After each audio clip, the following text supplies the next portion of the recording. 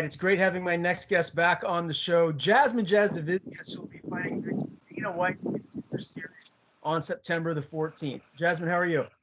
I'm doing well. How about you? I'm doing fantastic, and this is really exciting. I know this has been a spot that both yourself, your whole team, and pretty much all the MMA fans out there have been waiting for you to be in for quite some time now. And here you are, just a couple short weeks away from fighting in front of Dana White at the Apex. Tell me first, when did you find out initially, and what was your reaction? What were your emotions like?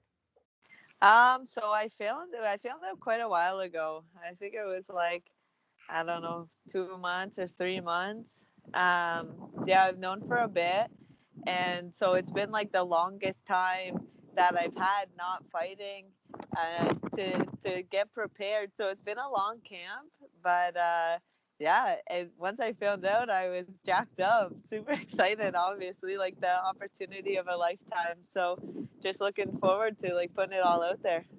Yeah, no doubt about it. And you're down in Vegas at Syndicate MMA. You said you've been there for about 6 weeks. So this full camp, you have been there devoting your time to getting better as a mixed martial artist. Tell me what camp's been like this far. How has it been down there in a new setting for yourself? It's been awesome. I have so many female partners at home. It's kind of tough with all the COVID lockdown shit that's going on in Canada. So it just kind of made sense. Like I'm fighting here, so I figured, well, like my coaches and we discussed it. And although I really, really miss everyone back at home. It just makes sense for this camp to be competing against these high level girls every single day. At home, I'm with the guys, and so obviously I'm doing the right work. But it's different. I'm gonna be competing against the girls, so to be in the room with females every single day competing, it's just it's made a big difference for me.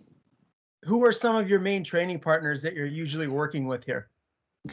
So all the girls at Syndicate, so there's like Gian Kim, Emily Whitmire, Roxanne Modafferi, Jojo Calderwood, there's Ramona, there's Valerie, there's Norma, she's there. There's honestly a whole crew of us. It's crazy. I probably forgot someone. Jesse, I feel so bad if I forget everyone, but I'm on the spot, so. Yeah, no doubt. Well, you did well. You named quite a few people there. I want to ask you too, real quick, about like JoJo and Roxanne, for example, because they're names that people really know. They've been around the game for a while. And from the outside looking in, they both look like the sweetest human beings alive. I've interviewed Roxy before. I haven't spoken with JoJo. What was that like when you first met them and you're training with them? Is that a little surreal being there?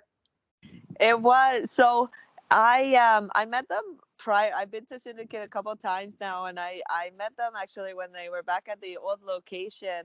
And yeah, they're both super nice. But that's the thing with fighters is like, once you, other than like Strickland, but no, even him. But at all fighters that you meet, they're all very nice people. But then you get in the cage with them, and they can flip that switch. So you mentioned Sean Strickland. I got to ask about him. He continues to make headlines for a variety of reasons. What does he like to be around? He seems like a fun jokester kind of a guy. Yeah, no, he's awesome, man. Like, doesn't take life too serious and just speaks his mind. Whatever he's thinking, that's what he's. Well, I mean, I don't know for sure because I don't know what's going on up there with it. But yeah, honestly, I really like him, and I like watching him spar. I like everything that he says. I think that he brings out the best in his training partners because they know it's gonna be a hard round when they go with him. So I have a lot of respect for him. I really like Strickland. I think he's funny, and I think he means well even when he says some silly things. Yeah, and he's a heck of a fighter too. Now, Oh yeah.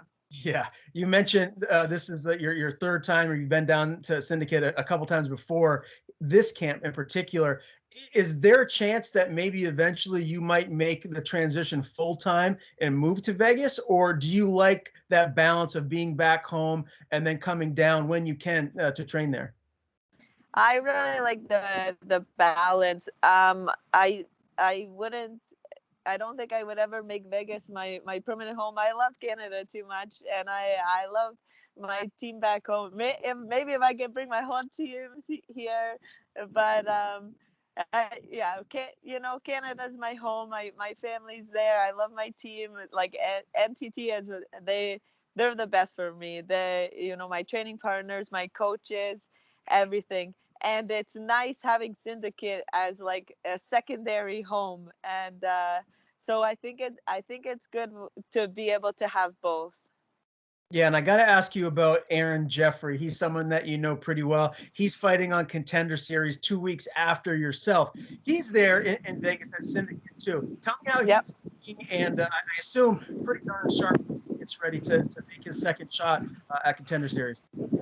Yeah, no, he's looking great. He's in the room working hard. He's always working hard. He's a workhorse, and he's looking good. I can't wait for him to get in there and get a shot. And it's nice because after my fight, I'm still staying. So then I'll be here to celebrate with him and to watch him. And it's I'm looking forward for him as well.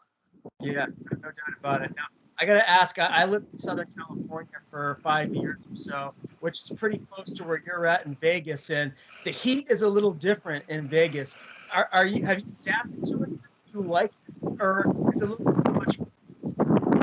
I love the heat. Actually, I feel like I've been here long enough that I've been acclimatized to it. Like there's times where it'll be in the afternoon if I know I'm gonna be doing the bit of running around. Like I'll wear pants because I'm used to this heat now. It's not too hot for me, and I like the dry air. I think I'm not really meant for Canadian weather because I'm a wuss for the cold. But no, I love the heat. I like running in it and feeling like kind of like almost out of breath and like that kind of like choked feeling. Maybe I'm a weirdo, but I like the heat.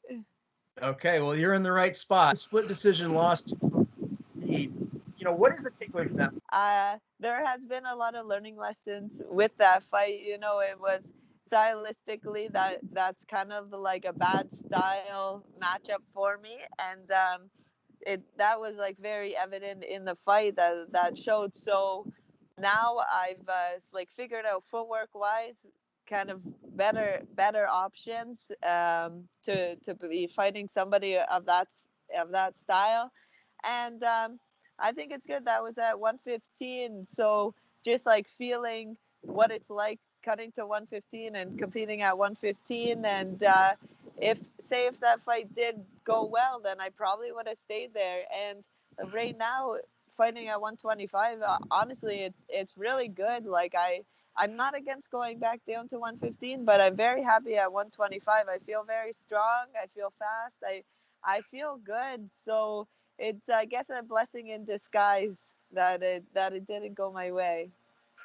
Is that a case too where looking back at it now, it just motivated you even more? I mean, I got to imagine you're already motivated enough, but to get that loss, that had to have probably lit a fire under yourself to get you to this next level. Yeah, that's exactly it. It's like when you're in those like deep, dark, hard rounds in the gym, and like you can either like sit there and ride out the round or try to work to get that finish. That I always think, oh, do I? It's like if I don't get this finish, then it's a loss, and like I don't want to feel that loss again. So I'm like trying to work my ass off to get that finish. So it's there's always been that fire under my ass, but feeling that loss and like actually feeling it deep, it lights a different type of fire, more searing one, I guess. Okay, well, that's a scary thought for your future opponents there. Now, after the fight to Elise, you went on, you beat Ashley Dean at CFFC 93. Are you happy with that performance? Are you disappointed that you didn't get a finish? What's your takeaway from that victory? Yeah, I'm happy that I won. I got the job done, but I'm not overly impressed with my performance. I tried to finish her in the first. I tried to finish her in the second. I kind of gassed my legs out, gassed my lungs out. Still still got the win, but now I have a better understanding of kind of um, how to rest while I'm still working, I guess. Mm-hmm. Now you mentioned your weight earlier, 115 versus 125. What's your weight at right now? How much more do you have left to go? Oh, my weight's good. I think maybe 10 pounds away. Like I'll probably just sit at this. I'm 10 days out, so I'll sit here until fight week, and then you know that that little bit, and then I'll be good. Yeah, you can just walk around Vegas and you'll just cut that weight. Just Seriously. All right, let's talk about this opportunity, Dana White's Contender Series. It's well known he's looking for finishes, but do you feel that extra pressure to go in there and get this year to get that contract, or are you just going to go out there, fight your fight, and win regardless of how you do it? Well, it's funny because I feel like my style makes sense for this show because regardless of the fight, I'm always trying to finish. No matter what, I'm and that's what I mean by my last fight. It's like I was trying to finish too hard, and that's how I kind of like gassed myself a little bit. But yeah, I guess I feel the pressure, but I always feel that pressure going into the fight because I'm always trying to find that finish. I'm looking to finish her, of course. That's what Dana wants to see, but I don't feel like overly pressured because of it. Julia Polastri, she's 8-2. She has 6 straight wins. How do you like this matchup? What kind of a fight do you think she's going to bring to you on September 14th? I really like this matchup. I think stylistically it's going to be very good because it will be a good matchup for the fans. We both like to move forward and we both like to brawl. So I think it's going to be a very good fight for us. How does it end? How are you getting your hand raised? I'm going to get a finish. I mean, it's Contender Series. I have to, right? First round, second round, how long does it last? Probably second round.